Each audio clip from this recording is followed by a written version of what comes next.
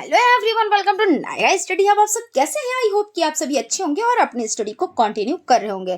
Friends, आज का जो वीडियो लेक्चर हो जाता है वो लेक्चर नंबर 1 हो जाता है और चैप्टर नंबर 3 हो जाता है। इससे पहले की वीडियोस में चैप्टर 1 के कई लेक्चर्स यानी कि 1 to 7 लेक्चर्स तक थे और उसके बाद आपका लेक्चर 2 स्टार्ट हुआ, उसमें भी 1 to 5 लेक्चर्स हैं।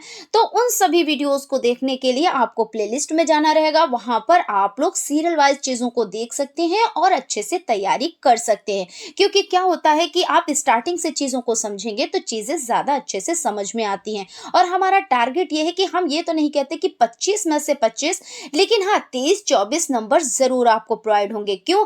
क्योंकि जो चीजें हम आपको बताते हैं अगर आप उन पर फोकस करेंगे और चीजों को समझेंगे और प्रैक्टिस करेंगे तो इससे बाहर कुछ भी नहीं आता। वो बात अलग है, मैथ है तो मैथ में नंबर्स इधर उधर कर देते हैं। जैसे इस बार जो क्वेश्चंस पूछा उसमें मान लीजिए किसी अंक का स्थानीय मान पूछ लिया, मान लीजिए उसमें 336 पूछ लिया तो आप 342 पूछ लेंगे, यानी 342 नहीं पूछेंगे तो 640 पूछ लेंगे। यानी कहने का मतलब ये है कि ये नंबर्स ये होते हैं, चेंज होते रहते हैं। लेकिन क्या है, अगर किसी चीज का स्थानीय यानी किसी अंक का स्थानीय मान निकालना है तो आप मान तो उसी तरह से निकालेंगे।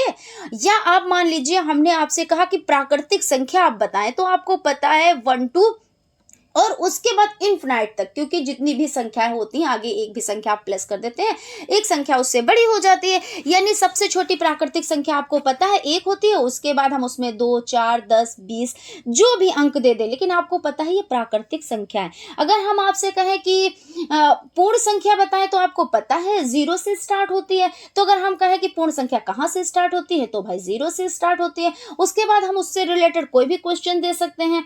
तो आपको पता है, जो भी आपके डाउट्स हैं वो क्लियर है, तो आपको कहीं पे कंफ्यूजन ही नहीं है, उससे रिलेटेड आप क्वेश्चन कर ले जाएंगे। वो चीज हम नहीं कह रहे हैं कि नहीं क्वेश्चन वही पलट के आता है, तो क्वेश्चन वो पलट के नहीं आता है, लेकिन मेथड वही आता है। तो जब मेथड आता है तो आपको पता है कि आपको कैसे वर्क करना है, तो आपने कर लिया, है ना। यही चीज हो गई।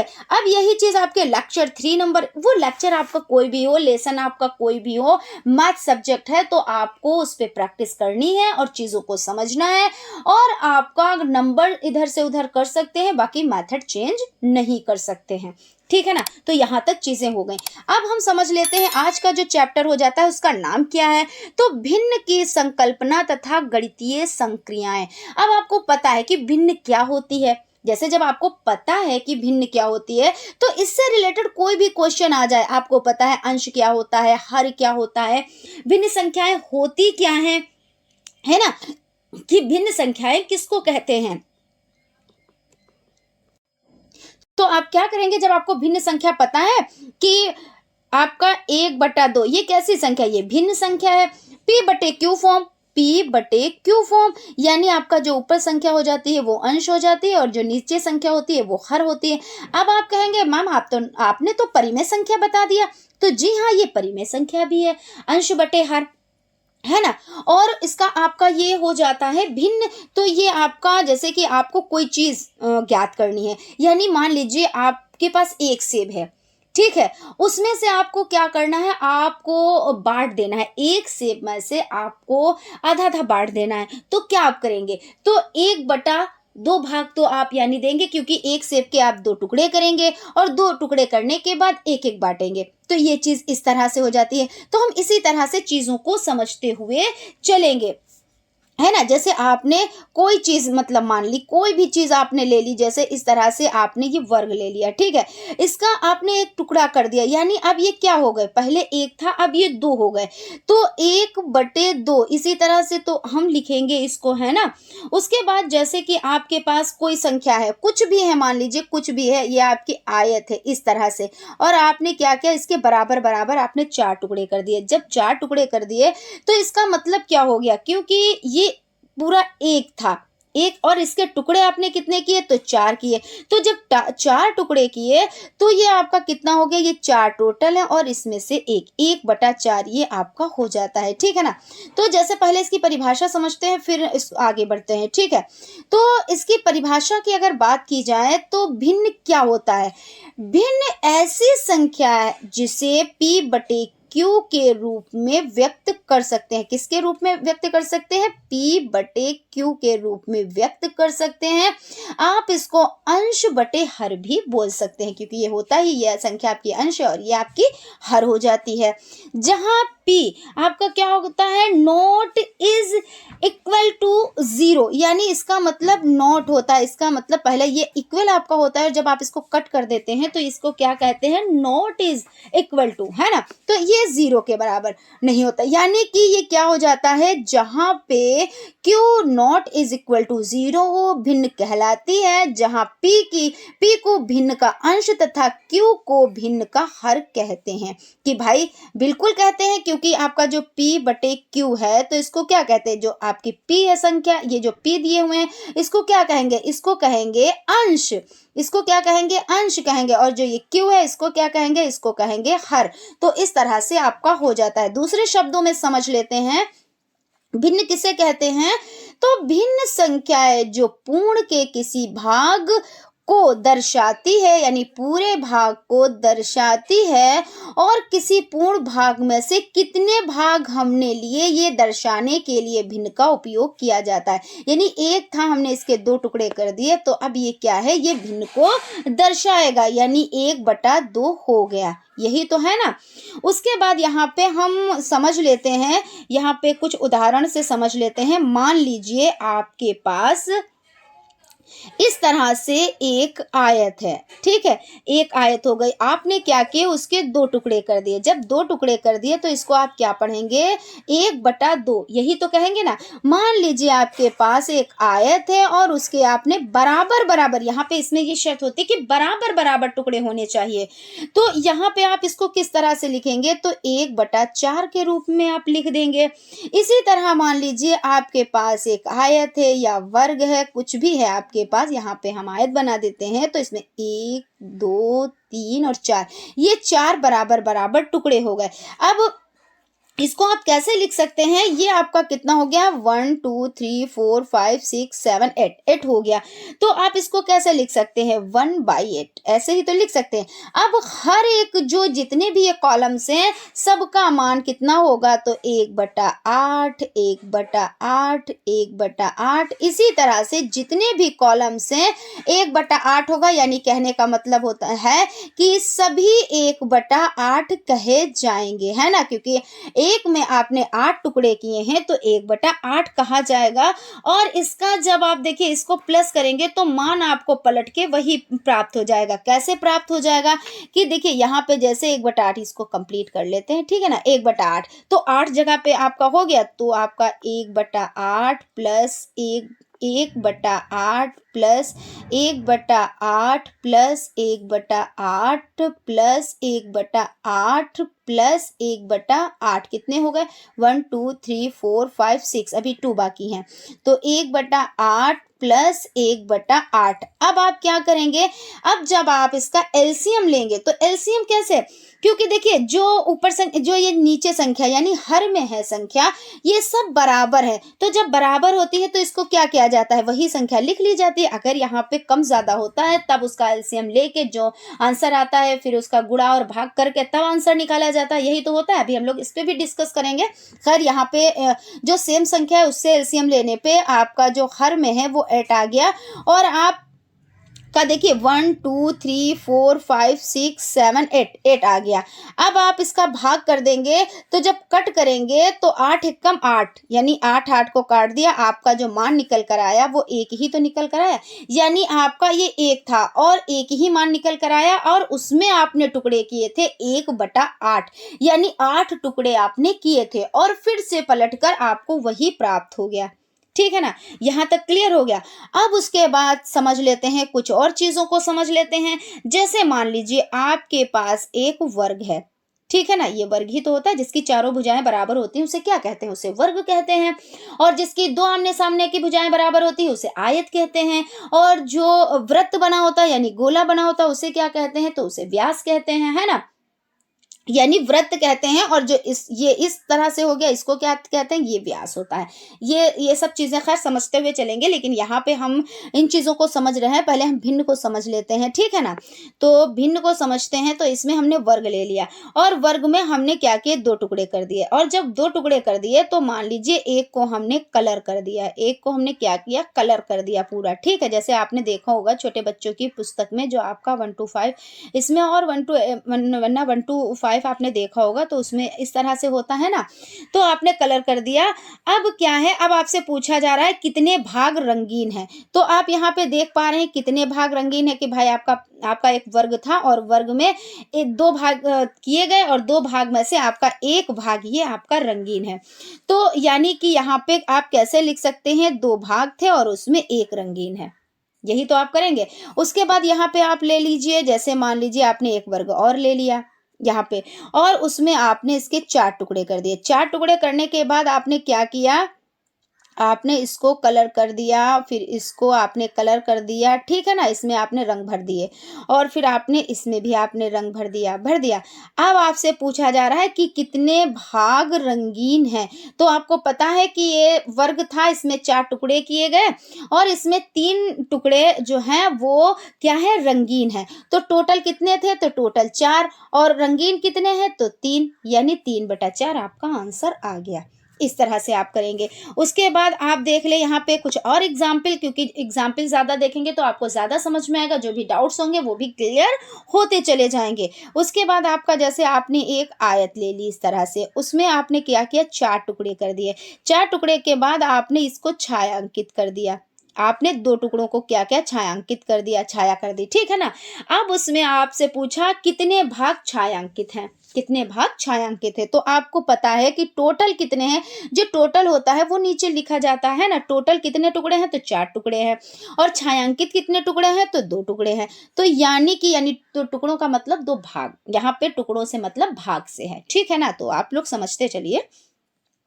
तो आपका 2/4 यहाँ पे आंसर आ गया। उसी तरह से मान लीजिए आपने एक आयत ली, ठीक है, एक आयत आपने ले ली, उसमें आपने टुकड़े किए 8, टुकड़े कितने किए, 8, और उसके बाद हमने ये जो लाइनें बना दी, ठीक है ना, ये छायांकित है, यहाँ पे आप देख सकते हैं हमने लाइनें कितनी बना दी, हमने बना दी 6 लाइनों, 6 मतलब जो कॉलम आपके हो जाते हैं उसमें हमने लाइनें बना दी।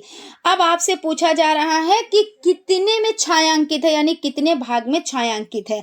तो टोटल कितने हैं, 1 2 3 4 5 6 7 8, टोटल आपके 8 है, और उसमें जो आपका छायांकित है तो 1 2 3 4 5 6, यानी 6, यानी 6 पार्ट्स आपके क्या है, तो छायांकित हैं। तो इस तरह से आप समझें।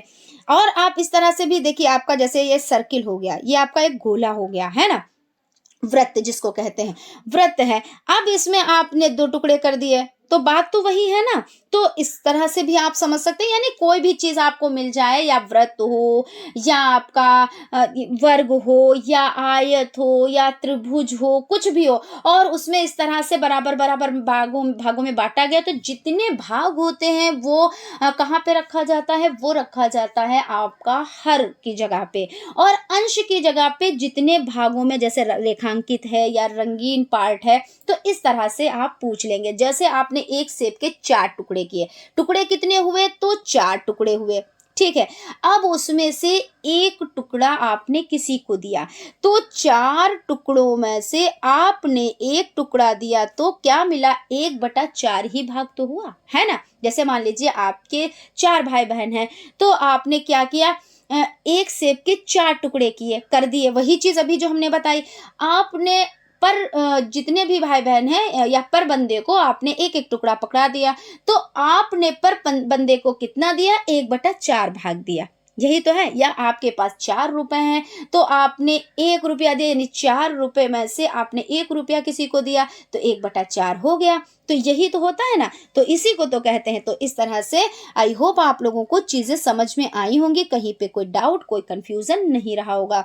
अब चलते हैं, थोड़ा सा देख लेते हैं कि इसमें जो आपके भिन्न हो जाती हैं, ठीक है ना। तो भिन्न जो आपके सिलेबस में जो भिन्न है वो कितने तरह की हैं, तो आपके सिलेबस में भिन्नों के अगर हम प्रकार जान लें पहले और उसके बाद उस पर डिस्कस करें तो ज़्यादा बेहतर होगा, क्योंकि हमें पता भी होना चाहिए कि कितनी भिन्न है और हमें हर एक भिन्न को डिटेल में पढ़ना है विद एग्जाम्पल। तो 6 प्रकार की भिन्न हो जाती हैं। कितने प्रकार की हैं? तो 6 प्रकार की भिन्न है। कौन कौन सी हैं? तो फर्स्ट नंबर पे आपका हो जाता है सम भिन्न। कौन सी? तो सम भिन्न हो जाती है। उसके बाद आपका सेकेंड नंबर पर क्या हो जाता है? सेकेंड नंबर पर आपका हो जाता है विषम भिन्न। सेकेंड नंबर पर क्या हो जाता है? तो विषम भिन्न हो जाता है। उसके बाद आपका थर्ड नंबर पर क्या हो जाता है? थर्ड नंबर पर हो जाता है आपका सजातीय भिन्न। सजातीय भिन्न हो जाता है, ठीक है ना। और उसके बाद आपका 4 नंबर पर क्या हो जाता है? आपका विजातीय हो जाता है। विजातीय भिन्न हो जाता है। विजातीय भिन्न, ठीक है ना। उसके बाद आपका 5th नंबर पर हो जाता है समतुल्य भिन्न। पहले 5th नंबर पर मिश्र भिन्न लिख लेते हैं और उसके बाद मिश्र भिन्न, ठीक है। मिश्र भिन्न और लास्ट आपका हो जाता है, लास्ट है समतुल्य भिन्न। क्या? तो समतुल्य भिन्न हो जाते हैं, ठीक है। इस तरह से आप इसको समझ लें, आप इसको नोट डाउन कर लें कि आपके सिलेबस में 6 प्रकार की भिन्न है। कौन कौन सी हो जाती हैं? तो सम भिन्न हो जाती है, विषम भिन्न हो जाती है, सजातीय भिन्न हो जाती है, विजातीय भिन्न हो जाती है, मिश्र भिन्न हो जाती है और समतुल्य भिन्न हो जाती है। अब इनको हम सीरियल वाइज एक एक भिन्न को समझेंगे विद एग्जाम्पल। तो सबसे पहले क्या समझेंगे? सम भिन्न को समझेंगे, ठीक है। चलते हैं सम भिन्न को समझ लेते हैं। तो सम भिन्न जो आपकी हो जाती है वो देखिए यहाँ पर सम भिन्न, यदि किसी भिन्न में अंश हर से छोटा होता है तो इस प्रकार की भिन्न को सम भिन्न कहते हैं। यानी कहने का मतलब ये है कि यदि किसी भिन्न, कोई जैसे आपकी भिन्न है, ठीक है ना, तो अंश, अंश क्या होता है? अंश यहाँ पे लिख ले। अंश जो ऊपर की संख्या होती है उसी को तो अंश कहते हैं और जो नीचे की संख्या होती है उसको हर कहते हैं। अब कह रहे हैं अंश जो है वो हर से छोटा है, तो जो अंश है वो छोटा है, मान लीजिए 2 है और हर आपका बड़ा है, यानी हर से छोटा क्या है? अंश है। या आप ऐसे कह लें अंश हर से छोटा है। अंश जो है वो हर से छोटा है, तो यहाँ पे हर आपका 3 है और अंश आपका 2 है, तो ये आपका क्या हो जाता है? ये समभिन्न हो जाती है, ठीक है। तो इस तरह के भिन्न को समभिन्न कहते हैं। और आप इसमें देखिए किस तरह से एग्जाम्पल पहले देख लेते हैं, फिर आगे बढ़ते हैं, एग्जाम्पल भी साथ में लेकर चलते हैं। जैसे उदाहरण के तौर पर हो जाता है 1/3। 1/3 हो गया, तो इसमें देखिए क्या है? ये आपका अंश है, ठीक है ना। यही तो आपका अंश है, तो ये छोटा है। जैसे आपकी डिफिनेशन के अकॉर्डिंग क्या है?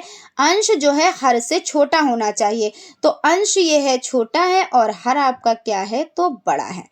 यानी ये कैसे भिन्न है? तो ये समभिन्न है। उसके बाद देखिए यहाँ पे 3 क्या है? ये अंश है, तो जब अंश है तो ये क्या है? ये छोटा है। क्यों? 5 से ये छोटा है, यानी हर से छोटा अंश है, तो यानी ये भी आपका क्या हो जाता है? ये भी समभिन्न हो जाता है। फिर उसके बाद ये 6 जो है आपका, ये क्या है? ये अंश है। और ये 9 क्या है आपका? तो ये हर है। देखिए यहाँ पे भी वही कंडीशन है, क्योंकि जो अंश है वो छोटा है हर से। या आप ऐसे भी बोल सकते हैं हर बड़ा है अंश से, या आप याद कर लें अंश छोटा है हर से। आपको जैसे आसान पड़े वैसे आप लोग इसको समझिएगा। कहने का मतलब ये है कि जो अंश होता है वो छोटा होता है और हर बड़ा होता है। याद आप किसी भी तरीके से करें, इसको समझें आप किसी भी तरीके से, क्योंकि इसको आपको समझना ही रहेगा, क्योंकि ये आपके सिलेबस में है, प्लस इससे रिलेटेड क्वेश्चंस भी एग्जाम में पूछे जाते हैं। तो आपको क्या करना है? आपको इसको समझ लेना है और कंफ्यूज बिल्कुल भी नहीं होना, क्योंकि जब आप 6 टाइप आप भिन्न पढ़ेंगे तब आपको थोड़ा सा ये लगेगा कि अब तो हम कंफ्यूज हो गए, किसमें क्या चीजें हैं। लेकिन कंफ्यूज होने वाली कोई भी बात नहीं। जैसे सम है, तो सम देखिए सबसे पहले सम छोटा होता है सा खाली माँ खाली। आप ऐसे समझ लिए, ट्रिक हम बता रहे हैं, इसमें ये कोई इसमें नियम नहीं है लागू है, हम सिर्फ ट्रिक बता रहे हैं याद करने की। सम क्या होता है? तो छोटा है और विषम की अपेक्षा ये छोटा है ना, क्योंकि ये 3 डिजिट का है, यानी 3 नंबर्स का या 3 नंबर्स बोलने, 3 अल्फ़ाबेट्स बोलने, कुछ भी है, ट्रिक में ऐसे ही समझा जाता है। उस पे कोई ये नहीं बॉडेशन नहीं होती है कि आपने ट्रिक इस तरह से कैसे बता दी या कैसे बता सकते हैं, ऐसा नहीं होता है। ट्रिक में सिर्फ क्या होता है, चीज़ें अच्छे से याद हो जाएँ, चीज़ें समझ में आ जाएँ। तो सम आपका क्या हो जाता है, देखिए यहाँ पे 1 और 2, और यहाँ पे विषम जो है 1 2 3। तो सम जो है, जो ऊपर की संख्या है वो छोटी है, यानी सम में जो ऊपर की संख्या है वो छोटी है और विषम में जो ऊपर की संख्या है वो बड़ी है। इस तरह से याद कर ले, है ना, याद हो जाए बस आपको। तो यहाँ पे आपने समझ लिया ना कि जो सम संख्या है वो ऊपर की संख्या यानी जो अंश होता है वो छोटा होता है। फिर उसके बाद यहाँ पे और चीज समझ लेते हैं कि जब सम संख्याओं का यानी जो सम है, जो सम भिन्न हो जाती है आपकी, क्या चीज, जो सम भिन्न होती है, सम भिन्न जो होती है, जब आप उसको हल करेंगे, यानी क्या करेंगे, जब उसको हल करेंगे या भाग करेंगे तो क्या होगा, तो जो सम भिन्न है उसका मान 1 से कम आता है। क्यों 1 से कम आता है, इसको भी समझ लेते हैं। देखिए आपका जो इधर जिससे भाग किया जाता है और जिस संख्या को भाग किया जाता है उसको क्या कहते हैं, तो जिस संख्या को भाग किया जाता है वो भाज्य कहलाता है, यही तो है ना। और जिस संख्या से भाग किया जाता है वो भाजक कहलाता है। और हमेशा क्या होता है, ये भाज्य जो है बड़ा होता है भाजक से, भाजक से बड़ा होता है ना। और जब ऐसी कंडीशन आ जाए कि भाजक बड़ा हो जाए भाज्य से, तो यहाँ पे यही कुछ कंडीशन होने वाली है। क्यों, क्योंकि ये एक जो है वो आप कैसे, जो ऊपर की संख्या होती है जो अंश में होती है वो क्या करी जाती है, वो अंदर संख्या रखी जाती है, और जो हर में होती है वो बाहर संख्या रखी जाती है, यानी बाहर से मतलब है भाजक की जगह पे रखी जाती है। और जो आपकी जो छोटी संख्या यानी ऊपर की संख्या यानी अंश जो है वो भाज्य होता है। अब आपको ये बड़ी संख्या प्राप्त हुई, ये छोटी संख्या प्राप्त हुई। अब इस कंडीशन में आपको जब सॉल्व करना होता है तब आप कैसे सॉल्व करते हैं भाई, दशमलव लगाते हैं, जीरो बढ़ाते हैं। दशमलव से पहले आपका जीरो तो लगता है, वो तो आपने लगा दिया, ठीक है। उसके बाद आपने क्या किया, दशमलव लगाया और आपने जीरो बढ़ाया, और जब जीरो बढ़ाया तब 3 तिया 9, ऐसे ही तो करेंगे, 3 तिया 9, और फिर 10 में से 9 जाता है, 1 बचता है, फिर आपने एक जीरो लगाया, फिर 3 तिया 9, ऐसे ही फिर 3 तिया 9, फिर आपका 1 बचा, फिर आपने जीरो लगाया। तो ऐसे तरह से आपका 3 3 3 ऐसे निकलता जाएगा। लेकिन देखिए यहाँ पे चीजें समझिए कि ये कितना है, ये 0.33 है। ये जब दशमलव लग जाता है तो संख्याओं को अलग अलग पढ़ा जाता है, एक में नहीं पढ़ा जाता है। तो 0.33 यानी कि यहाँ पे 3 पैसे हैं, 3 रुपए नहीं है, यानी 1 से यहाँ पे कम है। दशमलव से पहले अगर 1 लगा होता यानी इसका मान 1 होता, लेकिन दशमलव के बाद 3 लगा है। तो ये चीज अगर आप पैसों में समझें तो इस तरह से समझ सकते हैं कि अब ये पैसे हैं, ये आपके रुपए नहीं है, और रुपए इस साइड में होते हैं। ऐसे ही तो होता है, दशमलव से पहले जो होते हैं वो रुपए, फिर उसके बाद पैसे हो जाते हैं। तो इस तरह से ये आपका क्या हो जाता है, यानी इनका जो मान निकल कर आता है वो 1 से कम होता है। तो जब इस तरह की कोई कंडीशन आए, अगर आप कंफ्यूज हो कि अब ये हमारा सम है या विषम है, तो पहला तरीका तो वो हो गया कि अंश आपका छोटा है और हर बड़ा है, यानी ये सम संख्या है, यानी सम भिन्न है, सम भिन्न हो जाती है। लेकिन जब आप बिल्कुल कंफ्यूज हो, समझ ही में ना आए, तो आप भाग करके देख लें। अगर उसका मान 1 से कम निकल कर आता है, इस तरह से पॉइंट्स में आता है, तो आप समझ जाना कि वो सम भिन्न हो जाती है, ठीक है ना। तो यहाँ तक चीजें आपको समझ में आ गई होंगी। अब चलते हैं, देखते हैं विषम भिन्न को देख लेते हैं।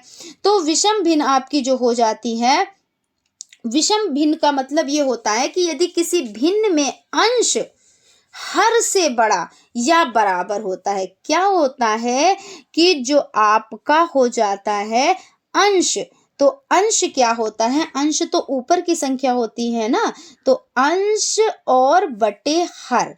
अब यहाँ पे क्या कंडीशन है कि अंश हर से बड़ा, अंश जो है वो हर से बड़ा है। अब यहाँ पे अंश बड़ा हो गया, क्या हो गया, अंश बड़ा हो गया किससे, हर से, और हर यहाँ पे क्या है, तो हर यहाँ पे छोटा है, और या बराबर है, या क्या है, या दोनों बराबर हैं। या दोनों क्या हैं, बराबर हैं, तो क्या कहलाता है, तो ऐसी जो भिन्न होती है वो विषम भिन्न कहलाती है। तो यहाँ पे समझ लेते हैं, पहले डिफिनेशन को एक बार और देख लेते हैं कि विषम भिन्न, यदि किसी भिन्न में अंश हर से बड़ा या बराबर होता है तो इस प्रकार की भिन्न को विषम भिन्न कहते हैं। जैसे अब आपका मान लीजिए यहाँ पे अंश है, अंश जो है वो किससे बड़ा है, अंश जो है वो हर से बड़ा है। तो कोई भी आप संख्या ले लें, तो जैसे हमने ली 6/2, तो यहाँ पे अंश देखिए बड़ा है ना, अंश आपका ये बड़ा हो गया, हर आपका कैसा हो गया, छोटा हो गया। फिर उसके बाद संख्या ले लीजिए, कोई भी ले लीजिए, 4/3, यहाँ पे हमने संख्या 4/3 ले ली। फिर यहाँ पे देखिए अंश बड़ा है हर की अपेक्षा। फिर उसके बाद आप 13/9 ले लीजिए। फिर यहाँ पे वही है, अंश बड़ा है हर से। फिर आप कोई और संख्या ले लीजिए, 17/12 ले लीजिए। फिर यहाँ पे क्या कंडीशन है, वही कंडीशन है, देखिए अंश बड़ा है हर से। फिर उसके बाद 9/6 ले लीजिए, तो अंश बड़ा है हर से। यानी कहने का मतलब ये है कि ये विषम भिन्न हो जाती है। और जैसे आपने 9/9 ले लिया, तो अब क्या है, अंश और हर दोनों बराबर हैं। तो जब बराबर हैं, यानी देखिए ये दोनों बराबर है ना, अंश और हर दोनों बराबर हैं, तो ये क्या है, तो भी ये विषम भिन्न हो जाती है। अब इसको देखिए, और इसको क्या करेंगे, जब सॉल्व करते हैं आप, जब विषम भिन्न को क्या करेंगे, जब इसको सॉल्व करेंगे, यानी ये सरल तो पहले से ही है, लेकिन आप इसका क्या करेंगे, आप इसका अभी इसको और भी सरल कर सकते हैं हम, जैसे 2 1 कम 2, 2 3 6, इसको और भी आपने सरल कर दिया। लेकिन जब आपने इसका भाग किया, क्या किया, जब आपने इसका भाग किया, तो जो आंसर निकल कर आया है वो या तो 1 और या 1 से बड़ा है। जैसे आपका जैसे आपका सम में क्या आया, सम में जो आंसर आया वो 1 से छोटा, क्या आया, 1 से छोटा आया। लेकिन विषम में क्या आया, विषम में जो आपका जो आंसर आता है वो या तो 1 आए और या 1 से बड़ा आए, या 1 से बड़ा आए। तो ये आपकी कौन सी भिन्न हो जाती है, ये आपकी विषम भिन्न हो जाती है। अब यहाँ पे एग्जाम्पल को यानी कि भाग करके देख लेते हैं। जैसे आपका 6/2 है, यानी 6 आपके किस में, अंश में है, और 2 किस में है, हर में है। तो आपका देखिए भाज्य, यही तो होता है भाज्य, और इधर आपका क्या होता है, भाजक, यही है। अभी पिछले आपने लेक्चर में यही इसी पे बहुत अच्छे से देखा है, हमने उस पर बहुत अच्छे से डिस्कस किया। आप लोग प्लेलिस्ट में जाकर भाज्य और भाजक को समझ सकते हैं, क्योंकि इससे रिलेटेड भी क्वेश्चंस आपके एग्जाम में बहुत पूछे जाते हैं, ठीक है ना। और ये सूत्र आप बहुत अच्छे से याद कर लीजिएगा। सूत्र भी आता है तो वो आपको 1 नंबर दे के जाता है, क्वेश्चन आता है तो आपको 2 नंबर दे के जाता है क्वेश्चन। तो ये चीज़ आपको हो जाता है। तो यहाँ पे जो भाजक है, तो भाजक से भाज्य को करना होता है ना, तो हमेशा ये संख्या जब होती है ऐसी कि ये बड़ी संख्या हो, यानी भाज्य आपका क्या हो, बड़ा हो, और भाजक आपका छोटा हो, तो जो आंसर आएगा वो कैसे आएगा, वो तो या 1 आएगा या 1 से बड़ा आएगा। तो आपका जैसे हो गया 6, क्योंकि ऊपर की संख्या यानी जो अंश में संख्या होती है वो भाज्य होती है, और जो नीचे हर में होती है वो भाजक होती है। तो क्या हो गया, तो यहाँ पे कितना, 2, तो 2 3 6, यानी क्या निकल कर आया, 3, यानी 1 से बड़ा है ना, 1 से बड़ा आ गया। उसके बाद आपका हो गया जैसे 4 और आपका हो गया 3, तो यहाँ पे देखिए 3 एकम 3, 3 एकम 3, और 4 में से 3 गया, बचा 1। तो यहाँ पे देखिए 1 निकल कर आया, और अभी आप क्या करेंगे, दशमलव लगाएंगे, 0 बढ़ाएंगे, 3 3 9, 3 3 9, यही तो होगा। यानी देखिए 1.3, और अभी आप इसको काटेंगे तो इसी तरह से 3 3 निकलता चला आएगा, यानी 1 से बड़ा हो गया। फिर उसके बाद और भी इसके एग्जाम्पल्स देख लेते हैं। जैसे आपका 8 है, तो ये आपका अंश में है, तो आप भाज्य की जगह पे रखेंगे ना, और जो ये आपका 3 है तो ये आप भाजक, और 3 दूना 6, 3 दूना 6, 8 में से 6 गया, 2 बचा, दशमलव लगाया, 0 बढ़ाया, 3 6 18, यानी देखिए 2.6, और आप भी अभी भी काटेंगे तो और भी ऐसे निकलता चला आएगा, यानी कि आपका ये 1 से बड़ा हो गया ना। यहाँ पे आपका हो गया ना। तो इस तरह से ये आपका क्या हो जाता है, ये विषम भिन्न हो जाते हैं, ठीक है ना। और एक एग्जाम्पल देख लेते हैं, जैसे आपका 2 और आपका 2, ठीक है ना। तो 2 एकम 2, यानी यहाँ पे कितना मान आया, 1 निकल कर आया। इसी तरह से आप 3/3 को भाग करेंगे, यानी 3 और 3, अंश और हर बराबर हैं, तो 3 एकम 3 आपका निकल कर आएगा, 3 एकम 3 निकल कर आएगा, यानी यहाँ पे भी 1 मान निकल कर आएगा। यानी यहाँ पे कहने का मतलब ये है कि अगर आपने भिन्न को क्या किया, भाग किया, जो आपके भिन्न में संख्याएं हैं, अंश बटा हर में संख्याएं हैं, और उनको भाग आपने किया, और भाग करने पर आपको या तो मान उसका 1 प्राप्त हो, कितना प्राप्त हो, या तो मान आपको 1 प्राप्त हो या 1 से ज्यादा प्राप्त हो, तो ये क्या होती हैं, ये विषम संख्याएं होती हैं, ठीक है ना। ये कैसी संख्याएं होती हैं, तो ये विषम संख्याएं होती हैं। तो इस तरह से यहाँ पे आपका कंप्लीट हो जाता है। हम एक बार फिर से रिवीजन कर लेते हैं। देखिए यहाँ पे आपका हम लोग क्या पढ़ रहे हैं, हम लोग भिन्न को पढ़ रहे हैं। भिन्न का मतलब क्या होता है कि कोई चीज है आपके पास, उसको कई भागों में बांट देना, यानी बराबर बराबर भागों में बांटना, और जितना भाग आपको प्रोवाइड हुआ है, यानी जितने आपने उसके पहले भाग किए हैं, यानी टुकड़े किए हैं, यानी मान लीजिए आपके पास कोई एक चीज है, जैसे आपके पास एक वर्ग है, या आप वर्ग समझ लें, या कोई एक जैसे आप एक कोई फ्रूट समझ लें, है ना। आपने एक सेब ले लिया और उसके 4 टुकड़े कर दिए। तो यहाँ पे देखिए सेब ले लेते हैं, और उसके आपने क्या किया, बराबर बराबर आपने 4 टुकड़े किए, और 4 टुकड़ों में से एक एक टुकड़ा आपने 4 लोगों को बांट दिया, या एक टुकड़ा आपने किसी को दिया। तो जिसको आपने एक टुकड़ा दिया, तो उसके पास कितना पहुंचा, तो 1/4, यही तो, क्योंकि जो आपने 4 टुकड़े किए, तो वो आपका किस में हो जाता है, हर में हो जाता है, और जितना टुकड़ा आपने दिया किसी को, तो वो आपका क्या हो जाता है, वो आपका अंश हो जाता है। तो इस तरह से आपने 4 टुकड़ों में से एक टुकड़ा किसी को दिया, या 4 टुकड़ों में से एक एक टुकड़ा आपने किसी को दिया, तो जो टुकड़ा जिसको मिला, तो उसको कितना भाग मिला, तो 1 से में से 1/4 भाग उसको मिला, यानी 1/4 भाग उसका हो जाता है। तो इस तरह से ये आपका क्या हो जाता है, तो भिन्न को हम इस तरह से समझेंगे। और आपका जो सिलेबस में कितने प्रकार की भिन्न है, तो वो 6 प्रकार की है। तो आज हम लोगों ने किस पर डिस्कस किया, आज हम लोगों ने सम भिन्न पर और विषम भिन्न पर डिस्कस किया। जो सम भिन्न आपकी हो जाती है, उसमें जो आपका अंश होता है, क्या होता है कि जो आपका अंश होता है वो कैसा होता है, तो वो आपका होता है, देखिए यहाँ पे आप देख सकते हैं, अंश छोटा होता है और हर बड़ा होता है। कैसा होता है, अंश जो है वो छोटा होता है हर की अपेक्षा। और उसके बाद आपने क्या देखा, आपने विषम भिन्न देखी। विषम भिन्न में क्या होता है, जो अंश होता है वो बड़ा होता है हर की अपेक्षा।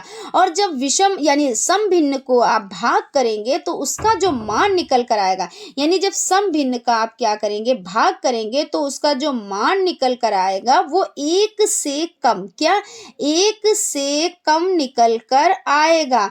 और जब आप विषम भिन्न का भाग करेंगे, तो 1 आए या 1 से ज्यादा आए, या 1 से ज्यादा आए, तो ये क्या होगा, ये विषम भिन्न हो जाता है। तो फ्रेंड्स, यहाँ तक हम लोगों ने चीज़ों को समझ लिया। अब नेक्स्ट क्लास में हम लोग किसको समझेंगे, सजातीय भिन्न, विजातीय भिन्न, मिश्र भिन्न और समतुल्य भिन्नों को डिटेल में जानेंगे। सो फ्रेंड्स, अगर आप हमारे चैनल पर नए हैं तो चैनल को सब्सक्राइब कर लें, और वीडियो अच्छी लगे तो आप लोग एक लाइक भी ज़रूर किया कीजिए, क्योंकि आपका एक लाइक जो होता है ना, वो हमें बहुत ज़्यादा मोटिवेट करता है।